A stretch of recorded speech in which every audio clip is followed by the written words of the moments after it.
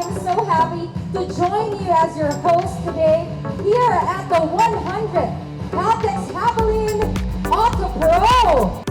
As you know, the Caltex Havoline autoPro workshop here in Caltex C5 Extension is our largest workshop in the country. This is really, without exaggerating, probably the best looking gas station I've ever seen.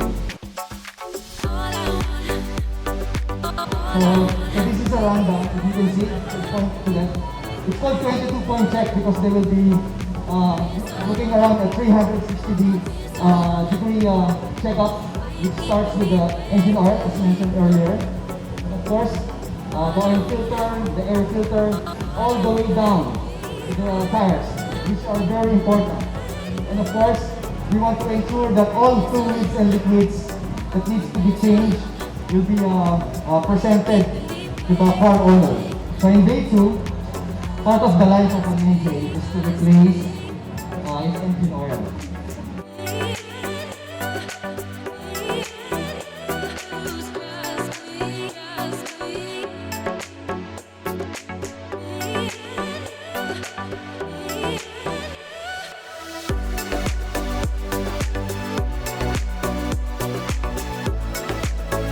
This one is the detailing bay.